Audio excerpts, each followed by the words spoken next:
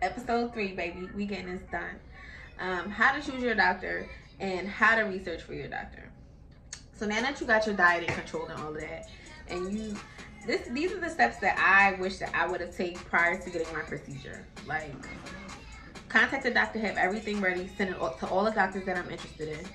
You want to go ahead, like I said previously in episode, write down all your information, your name, your address, your weight, your height, your birthday, if you have any autoimmune diseases, if you have any respiratory diseases, anything that you have going on, any previous hospitalizations. You want to have all of that written in your notebook, because you're not going to feel like keep writing this. It's repetitive. So for each place, you might have to alter it a little bit, but you'll definitely have the basis of it already in your notes. That'll save you so much time right there. Along with that, have somebody take your pictures for you. You want to take your pictures. Let me see if I can give you an example. So when you're sending photos to your doctor, you want to take your picture like this. You want to send 4 pics. By your side, the back side of you. Sometimes they ask you to have your arms up, and then your other side. You don't have to show your face. That's definitely something to know. Also, you need to know, where the hell do you want to go? What type of booty do you want? Do you want a natural booty? Do you want a fit booty? Would you just prefer to be lipo? How do you want your liposuction? Do you want smart lipo? Do you want to be under anesthesia and get liposuction? There's so many options. You have to figure out your comfort zone first. If you would prefer to stay locally, so like for me, locally for me in Philly, if I wanted to stay here in Philly and get a procedure done, I would be spending at least $10,000 minimum to get lipo and EVO. Maybe between $8,000 and $10,000. I ain't doing it. And that's not for me to take the cheap way out. However, you have places like Miami where they have specials. Miami is known for plastic surgery. It's like the plastic surgery capital. Along with that, LA and Atlanta. And Texas too. Texas is Texas coming up. Dr. Jung. It's a lot of different doctors. You got to figure out what's comfortable for you. So once you figure out the location is when you start to research what doctors. You can go on Real Self. That's an app to help with plastic surgery. And it's just like Instagram or Facebook, but it's for plastic surgery. You have to create your own profile, and you can ask questions, and you can do research doctors locally and or in the city that you choose. So if you type in Miami on Real Self, all the doctors in Miami for lipos and BBLs will come up, and you can click accordingly. You can read the reviews. You can go ahead and ask them questions. Sometimes some doctors are on there. Excuse me, I'm drinking my wine. It's a snow day.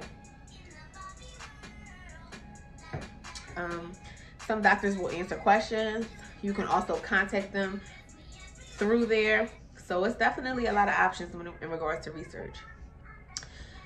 So I decided to stay locally. So if you were to go overseas, you would definitely have to have a passport in order to do something. You would have to stay there a longer amount of time. In Miami, you had to stay there anywhere between 5 to 7 days. So that was perfect for my lifestyle. I didn't have 15 to 20 days to stay in DR to get my procedure done, or Colombia to get my procedure done. And then especially with COVID, I'm not sure what is oh, my eyebrows look so nice. What measures are in place when it comes to getting your procedure right now. But some states or some countries like Mexico, if you wanted to go get your procedure in Mexico, you can't come back to the United States without a COVID test. So I really wouldn't go out of the United States right now. Personally, for my surgery, if you can, and you have family out there, or you bilingual and you about that life, do it, sis. More power to you. But the common places for cosmetic surgery right now are NYC, Miami, Atlanta, LA, Beverly Hills, and LA, Houston, DR, Colombia, Mexico, Turkey, and Brazil. Those are the most common places for you to get your procedure. Also, to get more information about your doctor, once you have their name, just like you Google a man or a chick, you go ahead and Google your doctor, okay? You can get real deep in their business if you go through Google, okay? Like, I had read about my doctor having an issue with bankruptcy. Like, that bankruptcy ain't got nothing to do with his hand. I don't care. care about that. Can he hook me up? Does he have any deaths? That's more important to me. Me personally, it would be pretty hard for me to go to a doctor that had deaths. That's just my personal preference. I don't have enough guts for it. However, Cabral do be killing it though. The Cabral and DR, please, he be killing it. I don't know. He might make me want to put my life on the line. We'll see. We'll see. We'll see. I don't know about that. Another tool that can be used outside of Google and outside of Real Self are the use of social media.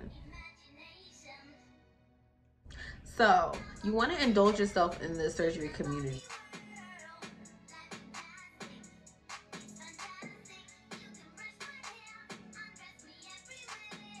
If you are a doll of Dr. Brewster, you're gonna search Brewster dolls on Facebook. They have plenty of surgery groups that will help questions you might need answered, and also connect with dolls who are actually getting these procedures or may have had these procedures. So you definitely want to go ahead and be more involved in Facebook, and then you want to go ahead and go over to Instagram and create a surgery page, a page outside of your regular Instagram, because you'll be sharing photos of yourself and your journey sometimes, or your wish pics, and you don't really want the people that you are friends with on Instagram, or like your family and stuff, or your friends. Some people you don't want to know. I'm a Dr. William doll, so I'll be like William Miami doll, Philly to Miami William doll, Dr. William doll, William from 305 Plastic Surgery doll. You want to create those type of names so that you can follow ladies and gems or dolls that previously went to these doctors, because sometimes you don't even get accepted. They be like, a lot of dolls, once they get their body done, it's really hard for other dolls to connect with them and ask them questions. And I felt like that was something that I had experienced myself. So I was like, you know, I hate that. Like, I wanted somebody there for me. You see a girl like, oh, I'm going to get my surgery done on this day. She go get her surgery done. She never posts a picture again. Like, damn, sis, what happened to you? But that's the part of it. So you definitely want to involve yourself. You don't have to show your face on these surgery pages. It's not important. But if you want to, go for it. And also, you want to use YouTube. YouTubers like myself, make sure you get my BBL video. I definitely will link that below for you guys as well. And then you also want to be in tune with your doctor. You want to choose a doctor that fits your body. Are you going for something more exaggerated? Are you going for a heart-shaped booty? What is your doctor consistent of? What draws you to your doctor? Please don't go to a doctor because somebody else went to a doctor and they look good, because it'll never work out for you that way. You have to research dolls that look like yourself. You have to go and search for doctors that are doing dolls that mimic your own body. That's how you know your results of events. If they have a consistent hand, like Dr. William, he has the OG effect. Dr. Fisher, Dr. Hassan, they have these signature looks. So a lot of times, me personally, I can tell a Garani doll, or I can tell a Hassan doll, or I can tell, you know what I mean? Like, they have these distinctive looks. So if that's the look that you're going for, go to that doctor that's going to give you that look. You can't go to a natural doctor. Like, Dr. William is a natural BBL doctor. You can't go to a natural BBL doctor expecting to come out like a Hassan doll, or a Dalbeck doll, or somebody, or a Cabral doll, somebody that's giving out big booty. That's not going to happen. You have to be realistic with your expectations, and you have to be realistic with your body shape prior to having your procedure. So if you already know, like for me, I had a nice shape naturally. I'll include a clip of my body prior to this. I already had a nice physique, so when I went into this procedure, I already knew what things I wanted to be tweaked. I looked at the consistency that he had with people who were shaped like me prior, and then I just went ahead and paid my deposit. I also did have a deposit out with Dr. William and Dr. Dalbeck, and I also had a deposit out with Dr. Hassan throughout the years. However, I just was never drawn to go ahead and go through with them. So you will go through a few deposits sometimes. I see dolls selling deposits, but I don't think that that's successful when you sell deposits. Back in the day, we used to sell your deposit, that was okay on like Facebook and stuff, Instagram. But I don't really see too many dolls selling deposits, and I don't know how that works. You sent your money, and now I'm gonna give you $400 and use your day. I don't know how that works. I haven't did any research on that. So sometimes you just got to take an L when you send a deposit if you're not going to go with that doctor. Unless you've read your contract thoroughly and you found some loopholes in order to get your deposit back. So, okay. So once you contact your doctor, you'll receive a quote. The quote, like I said previously, can be anywhere between $500 to $1,500 depending on where you go. In Miami, it's $500. Usually it's $500. So you have to send that money in order to have a date. And then once you send that money, they will send you a contract. Be sure to thoroughly read your contract, because a lot of dolls recently have been going through a lot of nonsense with their contracts, a lot of different things.